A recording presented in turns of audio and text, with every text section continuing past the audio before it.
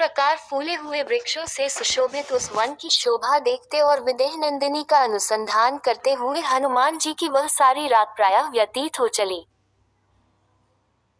रात्रि जब मात्र एक प्रहर बाकी रही तो रात के उस पिछले प्रहर में छहों अंगों सहित संपूर्ण वेदों के विद्वान तथा श्रेष्ठ यज्ञों द्वारा यजन करने वाले ब्रह्म राक्षसों के घर में वेद पाठ की ध्वनि होने लगी, जिसे हनुमान जी ने सुना।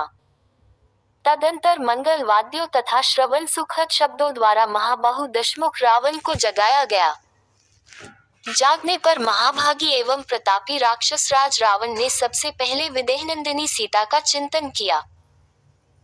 सीता के प्रति आसक्त एवं काम से प्रेरित रावण ने सब प्रकार के आभूषण धारण कर तथा परम उत्तम शोभा से संपन्न हो अशोक वाटिका में प्रवेश किया। पुलस्त्य रावण के पीछे पीछे लगभग 100 सुंदरियां भी थीं। काम के अधीन एवं मन में सीता की आस लगाए मंद गति से आगे बढ़ता रावण अद्भुत शोभा पा रहा था। काम, दर्प और मद से युक्त चिंत्य बल पौरुष से संपन्न रावण के अशोक वाटिका के द्वार तक पहुंचने पर कपिवा हनुमान जी ने उसे देखा। यद्यपि मतिमान हनुमान जी अत्यंत उग्र तेजस्वी थे, तथापि रावण के तेज से तिरस्कृत से होकर सघन पत्तों में घुसकर छिप गए।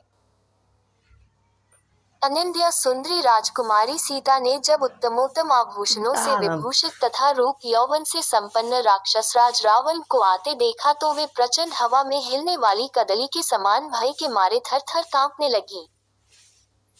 सुंदर कांति वाली विशाल लोचना जानकी ने अपने जंघाओं से पेट और दोनों भुजाओं से स्तन छिपा लिए और रुदन करने लगी।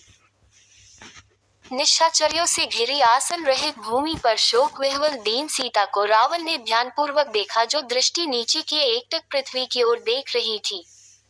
ऐसी दुखी जानकी के पास आकर लंकापति रावण हंसता हुआ बोले, हे मृगनयनी, मुझे देखकर तू अपने शरीर को छिपाने का प्रयत्न क्यों कर रही है? स्मरण रख, तेरी इच्छा के बिना मैं कदापि तेरा स्पर्श नहीं करूंगा। तू मुझ पर और मेरे कथन पर विश्वास रख और इस प्रकार दुखी होकर अश्रु मत बहा। तेरी यह मलिन आभूषण रहित वेशभूषा देखकर मुझे अत्यधिक पीड़ा होती है। तू संसार की सुंदरियों में शिरोमणि है। अपने इस सौंदर्य तथा यौवन को व्यर्थ नष्ट मत होने दे। यदि एक बार यह यौवन नष्ट हो गया तो फिर लौट कर नहीं आएगा। मैं फिर कहता हूँ, तू विश्व की अनुपम सुंदरी है, विधाता की अद्वितीय सृष्टि है। तेरे निर्माण में ब्रह्मा ने अपना सारा कौशल और चतुराई लगा दी, इसलिए तेरी रचना में उसने किसी प्रकार की कोई कमी नहीं रखी है। तेरे किस किस अंग की मैं सराहना करूं? जिस अंग पर दृष्टि पड़ती है उसी पर अटक कर रह जाती है। मैं तुझे पूरे हृदय से अपनाना चाहता हूँ। मैं तेरे प्रत्येक अंग का रसास्वादन करना चाहता हूँ। इसीलिए तुझसे कहता हूँ, तू राम का मोह छोड़ दे। मैं तुझे अपनी पटरानी बनाऊंगा। मेरी सब रानियां तो तेरी चरणों की दासी बनेंगी ही, मैं भी तेरा दास बनकर रहूंगा।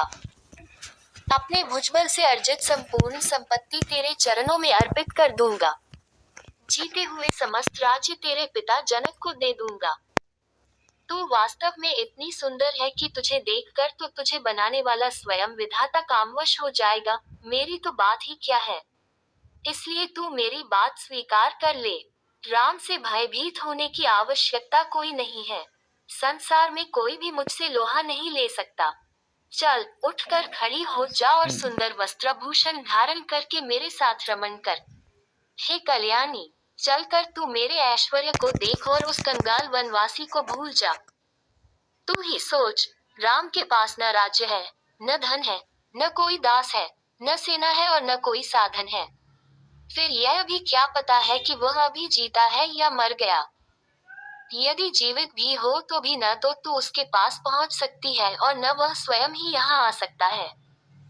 अतः चिंता का परित्याग करके निश्चिंत होकर मेरे साथ रमण कर। रावण के नीच वचनों को सुनकर मध्य में तृण रखकर जानकी बोली, हे लंकेश, तुम्हारे जैसे विद्वान के लिए यह उचित होगा कि तुम अपनी मर्यादाओं का उल्लंघन न करो और मुझसे अपना मन हटाकर अपनी रानियों से प्रेम करो। स्मरण रखो, पापी और नीच भावना रखने वाले पुरुषों को अपने उद्देश्य में कभी सफलता नहीं मिलती। मैं उत्तम कुल में जन्म लेने वाली पतिव्रता पत्नी हूँ। तुम मुझे मेरे सतीत्व से कदापि विचलित नहीं कर सकते। अपने प्राण रहते मैं तुम्हारे नीचता से परिपूर्ण प्रस्ताव को किसी भी दशा में स्वीकार नहीं कर सकती। यदि तुम में तनिक भी न्याय बुद्धि होती तो तुम अन्य स्त्रियों के धर्म की उसी प्रकार रक्षा करते जिस प्रकार अपनी रानियों की सतीत्व की करते हो। क्या इस लंका में ऐसा कोई समझदार व्यक्ति नहीं है जो तुम इस साधारण सी बात का बोध कराए? तुम तो नीतिवान बनते हो, फिर नीति का ये वाक्य कैसे भूल गए कि जिस राजा की इंद्रियां उसके वश में नहीं रहती, वह चाहे कितना ही ऐश्वर्यवान हो, अंत में रसातल को जाता है, उसका सर्वस्व नष्ट हो जाता है। हे दुर्बुद्धे, तूने अभी तक मुझे पहचाना नहीं है। मैं तेरे ऐश्वर्य, राज्य, धन संपत्ति के लोभ में नहीं फंस सकती। तेरा ये कहना भी एक व्यर्थ का प्रलाप है कि मैं रघुकुल मणि रामचंद्र जी से नहीं मिल सकती। अरे मूर्ख, वे तो सदैव मेरे हृदय में निवास करते हैं। मुझे कोई उनसे अलग नहीं कर सकता। मेरा उनका ऐसा अटूट संबंध है जैसा कि सूर्य का उसकी प्रभा से।